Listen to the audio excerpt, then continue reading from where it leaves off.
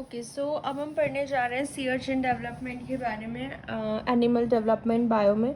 Sea urchin जो है काइनोडर्मेटा के अंदर आता है। सी अर्चिन का एग्जांपल, इनका एग जो है वो आइसोलेसाइथल होता है, यानी कि जो यॉर्क का डिस्ट्रीब्यूशन है वो एकदम क्या होता है, इवनली डिस्ट्रीब्यूटेड होता है। होलोब्लास्टिक रेडियल इनकी क्लीवेज रहती है। फर्टिलाइजेशन इनका एक्सटर्नल होता है। ठीक है, सी अर्चिन का फर्टिलाइजेशन हमने एक्सटर्नल फर्टिलाइजेशन हम पढ़ेंगे अभी। ठीक है, तो इसमें क्या होता है ना, जैसे ये एग है, फिर इसका ऐसे डिवीजन होता है होलोब्लास्टिक रेडियल, एंड इस तरीके की जो है हमारी सेल बन जाती है इक्वेशनल। फिर ये एनिमल पॉल सेटअप हो जाता है, नीचे हो जाता है वेजिटल पॉल। ठीक है, तो जो एनिमल पॉल होता है तो ऊपर वाली जो सेल्स बनती है वो हमारी बनती है मीजोमियर, देन नीचे वाली बनती है मैक्रोमियर, एंड सबसे नीचे जो होती है माइक्रोमियर्स। ठीक है, तो वेजिटल पॉल का जो है यहाँ पे अनइक्वल डिवीजन होता है। वेजिटल पॉल का मैक्रोमियर एंड माइक्रोमियर बनती है, एंड इसका यहाँ पे एनिमल पॉल का इक्वेशनल डिवीजन होता है, तो ये ऊपर हमारी मीजोमियर बन जाती है। ये हम 16 सेल स्टेज पे इसका स्ट्रक्चर देख रहे हैं। ठीक है, इसके अंदर हमको ऑटोनॉमस एंड कंडीशनल स्पेसिफिकेशन दोनों मिलती है। अगर हम इसको देखें, इसका 60 सेल स्टेज का हम स्ट्रक्चर देख रहे हैं। देखो, ये जो ऊपर वाली होती है, जो मीजोमियर थी हमारी, ये जो ब्लू वाली आप देख रहे हो, दीज आर मीजोमियर्स, है ना। मीजोमियर्स जो होती हैं ये क्या करती हैं, ये एक्टोडर्म बनाती है। मीजोमियर एक्टोडर्म बनाती है। उसके बाद देखो मैक्रोमियर, ये दोनों क्या है हमारी, मैक्रोमियर है, मीजोमियर है, एंड नीचे ये माइक्रोमियर होती है। तो जो मैक्रोमियर होती है ना, उसके अंदर ये आ जाता है वेग 1 एंड वेग 2 वाला पोर्शन आ जाता है।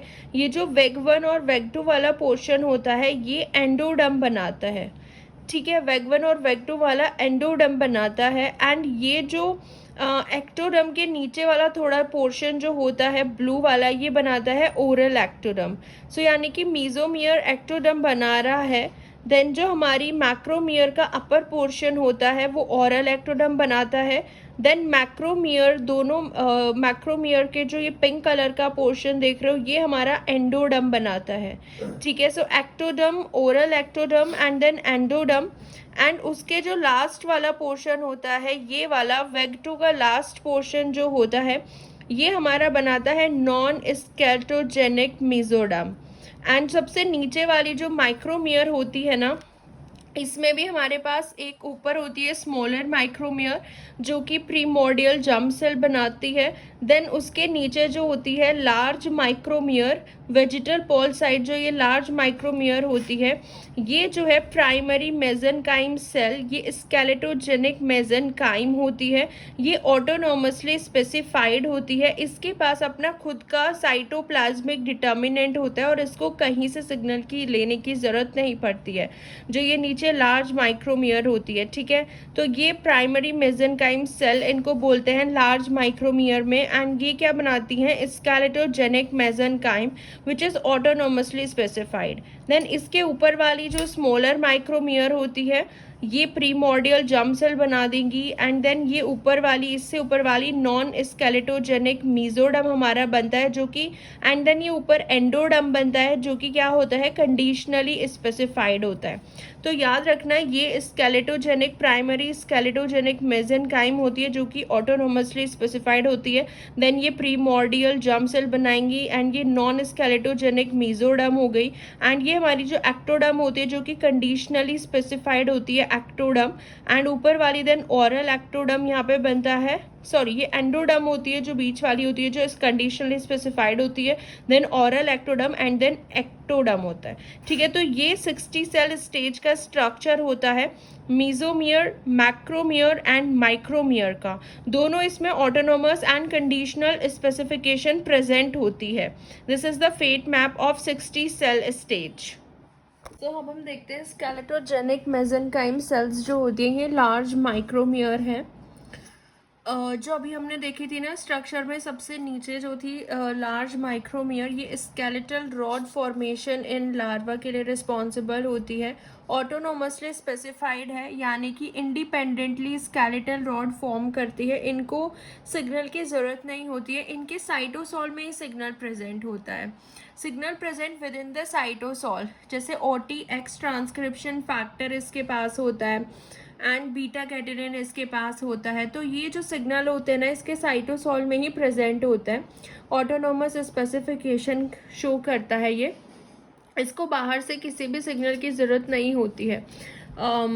ये जो हमने देखी थी ना स्केलेटोजेनिक, सबसे जो नीचे वाली थी लार्ज माइक्रोमियर स्केलेटोजेनिक मेसेनकाइम, ठीक है।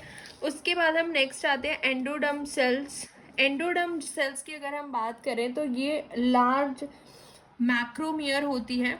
एंडोडर्म सेल्स जो होती हैं, ये वाली एंडोडर्म की अगर हम बात करें, ये वाली दीज आर द लार्ज मैक्रोमियर, ये माइक्रोमियर्स थी, दीज आर मैक्रोमियर, ठीक है। यहाँ पे देखो ये माइक्रोमियर थी, दीज आर मैक्रोमियर्स। तो लार्ज मैक्रोमियर से बन रहा है हमारा एंडोडर्म, ठीक है। सो जो एंडोडर्म होता है लार्ज मैक्रोमियर से बन रहा है एंड ये कंडीशनली स्पेसिफाइड होता है, इसको सिग्नल की ज़रूरत होती है। सिग्नल जो होता है एंडोडर्म फॉर्मेशन के लिए, वो जो सराउंडिंग नेबरिंग सेल होती है ना इसकी, जो ये स्केलेटोजेनिक मेसेनकाइम है जो हमने ऊपर देखी है, यहाँ से सिग्नल इसके पास आता है। हेंस एंडोडर्म फॉर्मेशन जो होता है वो स्केलेटोजेनिक मेसेनकाइम पे डिपेंड करता है। एंडोडर्म फॉर्मेशन जो होता है डिपेंड ऑन स्केलेटोजेनिक मेसेनकाइम। ये एक signal act as a major signalling centre, बिल्कुल जो नीचे अभी हमने देखा माइक्रोमियर्स जो होती है लार्ज माइक्रोमियर, एंड ये होती है लार्ज मैक्रोमियर एंडोडर्म सेल्स, ठीक है। वो स्ट्रक्चर जो हमने देखा था सी अर्चिन का 60 सेल स्टेज पे, वो आपको उसको इमेजिन करके ये चीज़ समझो। जैसे ये हमने देखा दो AN1 एंड AN2, ये तो एक्टोडर्म बना लेते हैं, फिर ये ऑरल एक्टोडर्म बनाते हैं ना, ये जो लार्ज ये मैक्रोमियर्स जो होते हैं ये बनाते हैं एंडोडर्म, फिर ये नॉन स्केलेटोजेनिक मीजोडर्म बनाती है, एंड ये माइक्रोमियर होती है नीचे। ये जो हमारी लार्ज माइक्रोमियर होती है ये स्केलेटोजेनिक सेल्स होती हैं, ठीक है। अब देखो ये नॉर्मल डेवलपमेंट हो रहा है इस केस में, WEG1 WEG2 AN1 AN2 जो होते हैं ये मैक्रोमियर माइक्रोमियर ब्लास्टुला बना लेंगे, सीलिएटेड ब्लास्टुला। उसके बाद जो है हमारा प्ल्यूटस लार्वा फॉर्म हो जाता है सीलिएटेड ब्लास्टुला के बाद। मतलब ये नॉर्मल चीज़ हम दिखा रहे हैं कि नॉर्मली ऐसे डेवलपमेंट होता है। बी देखो, इसमें हमारे पास सिर्फ एनिमल हेमिस्फीयर है, वेजिटल पॉल हमने हटा दिए नीचे से, सिर्फ हमारे पास ये एक्टोडर्म बचा है जो कि हमारी जो मैक्रोमियर मीजोमियर जो होती हैं ये ऊपर वाली जो एक्टोडर्म बनाती हैं एंड जो ऑरल एक्टोडर्म बनाती हैं, सिर्फ ये वाला पॉल हमारे पास है, एनिमल हेमिस्फीयर एलॉन है। तो ये यहाँ से ये भी डोरेब्लास्टुला बना लेगा यहाँ से, एंड देन हमारा कंप्लीटली एनिमलाइजेशन हो जाएगा। इस केस में कंप्लीट एनिमलाइजेशन हो जाएगा, लार्वा नहीं बनेगा उसके जैसे जैसे नॉर्मल में हमने देखा।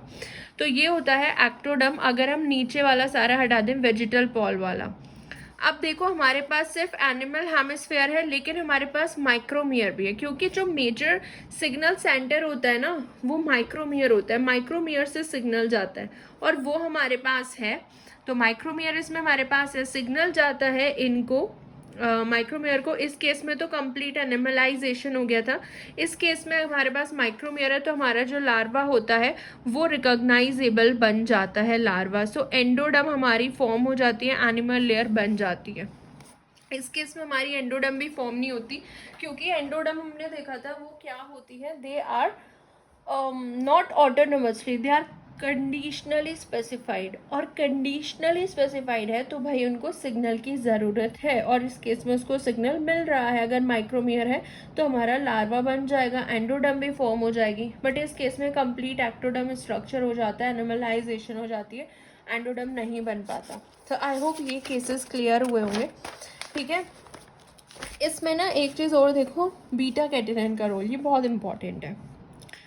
इसमें इन्होंने बताया कि जैसे GSK3 और बीटा कैटेनिन का ऐसा ही रिलेशन होता है, GSK3 बीटा कैटेनिन को इनहिबिट करता है, एंड जो डिसेबल प्रोटीन होता है DSH वो GSK3 को इनहिबिट करता है। सो DSH एक तरीके से बीटा कैटेनिन का डिग्रेडेशन प्रिवेंट करता है, क्योंकि GSK3 बीटा कैटेनिन को डिग्रेड कर देता है। तो अगर DSH होगा तो GSK3 नहीं होगा, तो यानी कि बीटा कैटेनिन डिग्रेड नहीं होगा। जैसे ही हम इसमें देखते हैं ना, हमारे पास बीटा कैटेनिन होता है, ट्रांसक्रिप्शन फैक्टर की तरह काम करता है, प्लस एक हमारे पास न्यूक्लियस के अंदर ट्रांसक्रिप्शन फैक्टर होता है TCF। ये टारगेट जीन को एक्टिवेट करते हैं, जिसकी वजह से हमारा मीजोडर्म एंड एक्टोडर्म का फॉर्मेशन होता है। ठीक है, अभी हम उसी सी अर्चिन का जो सेल 60 सेल स्टेज है उसमें आप इमेजिन करो, जो मीजोडर्म और एंडोडर्म फॉर्म हो रहे थे हमारे मैक्रोमियर से, एंड लार्ज मैक्रोमियर एंड जो हमारे माइक्रोमियर एंड मैक्रोमियर से फॉर्म हो रहे थे, एंडोडर्म एंड मीजोडर्म। तो इनका फॉर्मेशन होता है जब बीटा कैटेनिन और TCF मिलते हैं एंड वो टारगेट जीन को एक्टिवेट कर देते हैं। अब देखो, जो डिसेबल्ड और बीटा कैटेनिन होता है ना, both of which are found in the cytoplasm, ये साइटोप्लाज्म में ही प्रेजेंट होते हैं, एंड ये माइक्रोमियर से इनहेरिट हुए, they are inherited by the micromere as soon as they are formed, that is at the fourth cleavage. जैसे ही फोर्थ क्लीवेज होता है ना, जब क्लीवेज होता है, जाइगोट बनता है, फिर एम्ब्रियो फॉर्मेशन, ब्लास्टोसिस्ट, मोरुला, जब ये सब फॉर्मेशन हो रही होती है, क्लीवेज के फोर्थ स्टेज पे ही क्या होता है, फोर्थ क्लीवेज पे ही माइक्रोमियर क्या करती है, डिसेबल्ड और बीटा कैटेनिन दोनों को इनहेरिट कर लेती है माइक्रोमियर। याद रखना, माइक्रोमियर जो नीचे वाली थी ना, प्राइमरी स्केलेटोजेनिक सेल्स जो हम बात कर रहे हैं, माइक्रोमियर। सो उसके अंदर आ जाते हैं ये beta catenin and dishevelled protein. जब oogenesis होता है, ठीक है, dishevelled become located in the vegetal cortex of the cell. तो डिसहेबल्ड जो होता है वो वेजिटल कॉर्टेक्स में चला जाता है एग के, जहाँ पे वो बीटा कैटेनिन का डिग्रेडेशन रोकता है इन द माइक्रोमियर एंड वेग टू टायर मैक्रोमियर सेल्स। ओके, जब oogenesis होता है ना, सो डिसहेबल्ड जो होता है वो वेजिटल कॉर्टेक्स में आ जाता है एग के। अगर हम एग की बात करें, सो एग के जो वेजिटल पोर होता है वहाँ पे चला जाएगा disabled protein, and disabled protein GSK3 को इनहिबिट कर देगा, जिससे बीटा कैटेनिन का डिग्रेडेशन नहीं होगा। सो माइक्रोमियर जो हमारी होती है नीचे वाली सेल्स, ठीक है, ये स्ट्रक्चर आप इसमें याद रखना। ये नीचे वाली की हम बात करें, दीज आर माइक्रोमियर्स, ठीक है, ये लार्ज माइक्रोमियर होती है एंड ये स्मॉल माइक्रोमियर होती है। सो इन माइक्रोमियर्स में क्या होता है, oogenesis के बाद, हाँ, इन माइक्रोमियर में डिसेबल्ड प्रोटीन आ जाता है एंड वो बीटा कैटेनिन को डिग्रेड नहीं होने देता। और जो वेग टू टायर मैक्रोमियर सेल्स होती है, वेग 1 और वेग 2 हमने जो देखा है ना, जो वेज 2 होती है उसमें भी बीटा कैटेनिन होता है प्रेजेंट। सो बीटा कैटेनिन उसके बाद न्यूक्लियस में एंटर करता है, जहाँ पे वो TCF अभी हमने देखा है ट्रांसक्रिप्शन फैक्टर के साथ बाइंड करेगा एंड जीन एक्सप्रेशन कराएगा फ्रॉम स्पेसिफिक प्रमोटर। यानी कि माइक्रोमियर के अंदर डिसेबल्ड प्रोटीन होता है, बीटा कैटेनिन होता है जो ऑलरेडी इनहेरिटेड है, तो इसलिए वहाँ पे बीटा कैटेनिन डिग्रेड नहीं होता है माइक्रोमियर में भी, एज वेल एज जो वेग 2 माइक्रोमियर होती है मैक्रोमियर उसमें भी। यानी कि एक तो माइक्रोमियर में एंड जो वेग 2 मैक्रोमियर है इस वाले में भी बीटा कैटेनिन होता है। ठीक है, वेग 1 और वेग 2 जो हमने स्ट्रक्चर देखा था। उसके बाद जो न्यूक्लियस में क्या होता है ना, जब बीटा कैटेनिन और ये सब न्यूक्लियस में जाते हैं तो न्यूक्लियस में बीटा कैटेनिन का एक्यूमुलेशन हो जाता है, which is responsible for specifying the vegetal half of the embryo. तो जो वेजिटल हाफ होता है एम्ब्रियो का, वो भी ये भी रिस्पॉन्सिबल होता है उसके लिए। देखो यहाँ पे देखो, ये वेजिटल पॉल है, एनिमल पॉल है। वेजिटल पॉल में डिसेबल प्रोटीन होता है, वेग 2 तक होता है डिसेबल प्रोटीन, GSK3 को बंद करेगा, बीटा कैटेनिन प्रेजेंट होता है यहाँ पे। बीटा कैटेनिन न्यूक्लियस में जाता है, TSCF फैक्टर के साथ बाइंड करता है, बीटा कैटेनिन का एक्यूमुलेशन हो जाता है न्यूक्लियस में, जो कि vegetal half of the embryo जो है स्पेसिफाई हो जाता है। बट एनिमल पॉल पे GSK3 प्रेजेंट होता है, जहाँ पे बीटा कैटेनिन नहीं होता है, तो इसलिए वो एनिमल पॉल स्पेसिफाई होता है इस केस में। अब देखो केस 1 आप देखो, अगर हम एम्ब्रियो को ट्रीट करते हैं लिथियम क्लोराइड से, लिथियम क्लोराइड जो होता है ना, ओके, हम एम्ब्रियो को ट्रीट कर रहे हैं लिथियम क्लोराइड से, बीटा कैटेनिन एक्यूमुलेट हो गया in the nucleus of all blastular cell, probably by lithium chloride जो होता है ब्लॉक कर देता है GSK3 एंजाइम को off the WNT pathway and the animal cell become specified as endoderm and mesoderm. Okay, अगर लिथियम क्लोराइड जो होता है ये GSK3 को ही इनहिबिट कर देता है। सो लिथियम क्लोराइड GSK3 को इनहिबिट कर देगा और GSK3 अगर ब्लॉक हो गया है तो GSK3 बीटा कैटेनिन को डिग्रेड नहीं कर पाएगा। सो इस केस में यही होता है, ठीक है। एंड जो एनिमल सेल होती है वो एंडोडर्म भी बना लेती है एंड मीजोडर्म भी बना लेती है, क्योंकि GSK3 इनहिबिट हो चुका है। इसीलिए केस 1 तो यही था कि GSK3 जो हो जाता है वो इनहिबिट हो जाता है, क्योंकि अगर हम उनको लिथियम क्लोराइड से ट्रीट करते हैं बीटा कैटेनिन न्यूक्लियाई में एक्यूमुलेट हो जाता है, क्योंकि लिथियम क्लोराइड GSK3 एंजाइम को ब्लॉक कर देता है and animal cell endoderm and mesoderm बना लेती है। नेक्स्ट केस अगर हम देखते हैं, जब बीटा कैटेनिन को हम प्रिवेंट करते हैं फ्रॉम एंटरिंग द न्यूक्लियाई, अगर बीटा कैटेनिन न्यूक्लियस में नहीं जाएगा और वो साइटोप्लाज्म में ही रहेगा, तो जो जीन है वो तो मतलब एक्सप्रेस ही नहीं होंगे ना, जो वेजिटल पॉल को स्पेसिफाई कर रहे हैं। सो वेजिटल सेल का जो फेट है वो स्पेसिफाइड नहीं होगा, क्योंकि बीटा कैटेनिन का न्यूक्लियस में एंट्री लेना तो बहुत ज़रूरी है, तभी तो वो सारे जीन का एक्सप्रेशन कराता है ना, जो वेजिटल पॉल को स्पेसिफाई करता है। एंड उसके बाद देखो, एंड द एंटायर एम्ब्रियो जो होता है it developed as a ciliated, और पूरा एम्ब्रियो एक एक्टोडर्मल बॉल बन जाता है, क्योंकि उसमें बीटा कैटेनिन वेजिटल पॉल को स्पेसिफाई नहीं करेगा, तो पूरे उसमें क्या हो जाएगा, एक्टोडर्मी फॉर्म हो जाएगा, कि एक्टोडर्मल बॉल बन जाएगा, एक्टोडर्म फेट फॉर्मेशन हो जाएगा। तो ये कुछ केसेस थे सी अर्चिन डेवलपमेंट से रिलेटेड। एक होता है double negative gated circuit for micromere specification, इसको देख लेते हैं।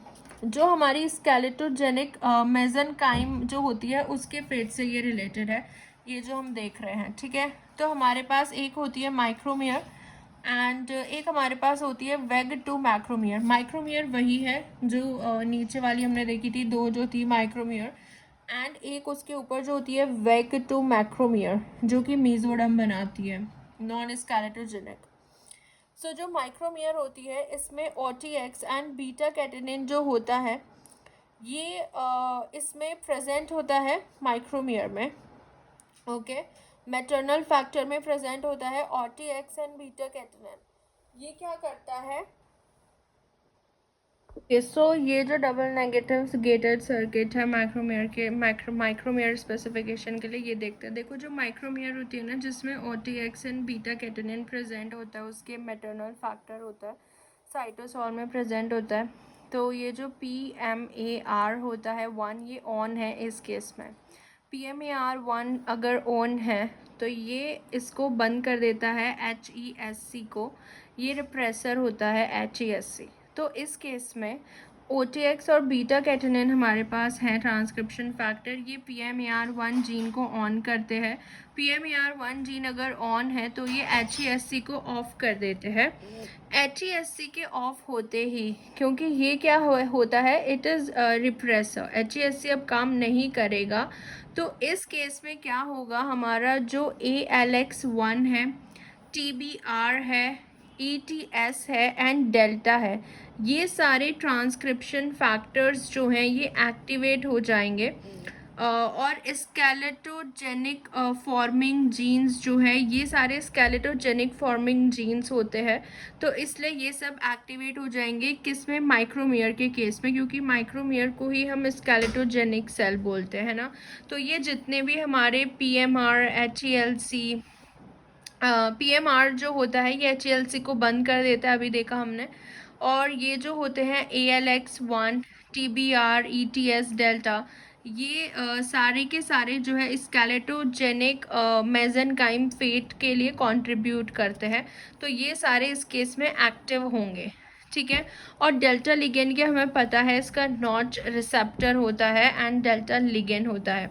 अब हम वेग टू मैक्रोमियर में देखते हैं। वेग टू मैक्रोमियर में क्योंकि OTX और बीटा कैटेनिन नहीं है, PMR ऑफ रहेगा, इसका कोई एक्सप्रेशन नहीं है, जिसकी वजह से HESC जो कि एक रिप्रेसर है वो ऑन रहता है। HESC अगर ऑन है रिप्रेसर, तो ये क्या करता है, ALX1, TBR, ETS, ये जितने भी जीन हैं इन सबको इनहिबिट कर देता है, इनका एक्सप्रेशन नहीं होगा। और ये जितने भी जीन हैं सारे स्केलेटोजेनिक मेसेनकाइम फेट को कंट्रीब्यूट करते हैं। तो इस केस में स्केलेटोजेनिक फेट नहीं होगा एंड इसमें कोई ट्रांसक्रिप्शन फैक्टर एक्टिवेट नहीं करेगा स्केलेटन को, एंड इस केस में नॉन स्केलेटोजेनिक मेसेनकाइम जीन्स हो जाएंगे। मतलब ये सब जो फेट आएगा इसमें नॉन स्केलेटोजेनिक फेट आएगा। यू रिप्रेजेंट करता है यूबिक्विटस एक्टिवेटिंग ट्रांसक्रिप्शन फैक्टर होता है यूबिक्विटस, जो कि ट्रांसक्रिप्शन फैक्टर को एक्टिवेट करता है। ठीक है, क्योंकि इस केस में रिप्रेसर ऑफ है तो ये एक्टिवेट कर रहा है ट्रांसक्रिप्शन फैक्टर को यू, एंड इस केस में हमारा स्केलेटोजेनिक मेसेनकाइम फेट आ रहा है एंड इस केस में नहीं आ रहा है। बस याद रखना है HASC एक रिप्रेसर होता है, ये अगर होगा तो स्केलेटोजेनिक फेट नहीं आएगा, क्योंकि ये इन सारे जीन का जो एक्सप्रेशन है वो ऑफ हो जाता है। ये जो यूबिक्विटस होता है ये इन जीन के एक्सप्रेशन को ऑफ कर देता है। It does not let these genes to express, तो ये नहीं एक्सप्रेस होंगे तो नॉन स्केलेटोजेनिक फेट आ जाएगा। बस यही था कि जो माइक्रोमियर और वैग टू मैक्रोमियर में कैसे फेट डिटरमाइन हो रहा है कि एक स्केलेटोजेनिक है और एक जो है वो स्केलेटोजेनिक नहीं है। इससे रिलेटेड अगर हम कुछ केस देखें तो देखो इसमें क्या है, अगर आप PMAR1 का mRNA डाल रहे हो, अगर PMAR1 का mRNA आप डाल रहे हो, PMAR1 ऑन है, यानी कि PMAR1 अगर ऑन है तो HESC क्या होगा, ऑफ होगा रिप्रेसर, एंड सारे जीन एक्टिव होंगे यानी कि स्केलेटोजेनिक फेट आएगा। अगर आप HESC का mRNA डाल रहे हो यानी कि रिप्रेसर ऑन है और सारे जीन को वो रिप्रेस कर देगा तो हमारा नॉन स्केलेटोजेनिक फेट आएगा। अगर हम एंटी सेंस mRNA डाल दें देखो एंटी सेंस mRNA अगर हम डाल रहे हैं PMAR1 का एंटी सेंस हम डाल रहे हैं यानी कि PMR1 का जो mRNA है उसका एंटी सेंस वाला डाल दिया तो ये वाला भी बंद हो जाएगा PMAR1 वाला mRNA। और अगर PMAR1 जो है ऑफ है तो यानी कि HESC हमारा ऑन है, रिप्रेसर ऑन है तो नॉन स्केलेटोजेनिक। एंड सेम इसमें जाता है, अगर HESC का एंटीसेंस डाल दें HESC बंद हो जाएगा, रिप्रेसर बंद, तो सारा ऑन हो जाएगा यानी कि स्केलेटोजेनिक फेट हो जाएगा। तो ये बस इतना सिंपल है। इसमें हमें ये पता करना है कि स्केलेटोजेनिक एंड नॉन स्केलेटोजेनिक फेट कैसे आ रहे हैं। अब नेक्स्ट हमारा आ जाता है सी अर्चिन गैस्ट्रुलेशन। इसमें क्या होता है सी अर्चिन गैस्ट्रुलेशन में, देखो जैसे ये हमारी जो है ब्लास्टोसील कैविटी है, ये हमारी एक्टोडर्म है, एक्टोडर्म, हाँ, जो बाहर वाली से फॉर्म हो रही है, मीजोमियर से जो फॉर्म होती है। देन ये हमारा जो है वो एंडोडर्म जो फॉर्म होता है मैक्रोमियर से, एंडोडर्म वाला। ये हमारी स्केलेटोजेनिक मेसेनकाइम है, नीचे अगर आप देखो दीज आर स्केलेटोजेनिक मेसेनकाइम, एंड ये हमारी जो ऊपर होती है नॉन स्केलेटोजेनिक मेसेनकाइम और मीजोडर्म जिसको हम बोलते हैं ना। अब इसका क्या होगा, फ्लैटनिंग हो गई। इसके फ्लैटनिंग होने के बाद यहाँ से इनग्रेशन होना स्टार्ट हो जाता है। सी अर्चिन के गैस्ट्रुलेशन में देखो पहले इनग्रेशन हो रहा है। इनग्रेशन यानी कि ये जो यहाँ से सेल्स हैं ये ऊपर मूव करना स्टार्ट कर देंगी। ये हमारा एंडोडर्म है, ये एक्टोडर्म है, एंड ये हमारा नॉन स्केलेटोजेनिक पार्ट होता है मीजोडर्म वाला। एंड जो हमारी माइक्रोमियर है वो इनग्रेशन में ऊपर मूव करना स्टार्ट कर देंगी। ये हमारा पूरा एक्टोडर्म बन जाएगा, दिस इज एक्टोडर्म। एंडोडर्म जो होगा उसका पूरा इनवेजिनेशन हो रहा है, पहले इनग्रेशन हुआ उसके बाद जो हमारा एंडोडर्म है वो उसका इन्वेजिनेशन हो गया है ना, और यहाँ पे ब्लास्टोपोर फॉर्मेशन हो जाती है, इसको हम आर्केंटेरॉन भी बोलते हैं। एंड ये एक्टोडर्म हो गया पूरा, एंडोडर्म का ऐसे हो जाएगा इन्वेजिनेशन, एंड इनका तो इनग्रेशन हो ही गया था।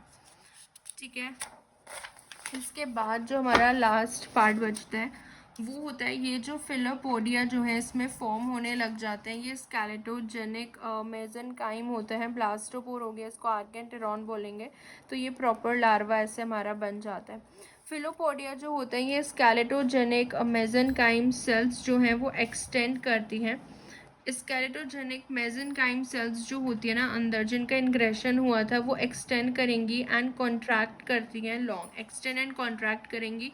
तो ये जो प्रोसेस में ये फॉर्मेशन हो जाता है फिलोपोडिया का, थिन प्रोसेस, लॉन्ग और थिन कॉन्ट्रैक्टिंग सेल्स हो जाती हैं जिनको हम फिलोपोडिया बोलते हैं। अब ये देखो, अगर स्केलेटोजेनिक माइक्रोमियर हम ट्रांसप्लांट कर दें ऑन टू एनिमल रीजन, अगर आप स्केलेटोजेनिक माइक्रोमियर को एनिमल रीजन पे भी डाल दो, स्केलेटोजेनिक किसके लिए रिस्पॉन्सिबल है? एंडोडर्म के लिए रिस्पॉन्सिबल होती है। इन्वेजिनेशन होता है, वहाँ पे आर्केंटेरॉन बन जाता है, ब्लास्टोपोर फॉर्मेशन होता है। इन्होंने बोला है कि हम वही जो है एनिमल पॉल पे भी डाल दें जो एक्टोडर्म वाला पार्ट होता है। तो उस केस में क्या होगा? ए, ठीक है, ये हो गया। तो दोनों साइड जो है आर्केंटिरॉन का फॉर्मेशन हो जाएगा अगर आप दोनों साइड माइक्रोमियर डाल रहे हो, तो ये हमने माइक्रोमियर हो जाएगा, ठीक है, इस केस में। और जो माइक्रोमियर और वैक्टो के बीच में इंटरेक्शन होता है, इसके पास डेल्टा लिगेंड होता है, इस पर नॉच रिसेप्टर होता है कि डेल्टा नॉच रिसेप्टर से भी होता है। ये स्केलेटोजेनिक होती है, नॉन स्केलेटोजेनिक होती है। सो ये था पूरा हमारा सी अर्चिन का डेवलपमेंट, ठीक है, ये पूरा सी अर्चिन का डेवलपमेंट था। उसका लार्वा कैसे बनता है, कैसे जो है इसके अंदर कितनी सेल्स होती हैं, एक्टोडर्म, मेसोडर्म, ब्लास्टुला, गैस्ट्रुलेशन कैसे हो रहा है, आर्केंटिरॉन बन रहे हैं, माइक्रोमियर, मेसोमियर, है ना, जो इसकी क्लीवेज होती है, रेडियल क्लीवेज, वो कैसे फॉर्म होती है। So this is all about C urchin development.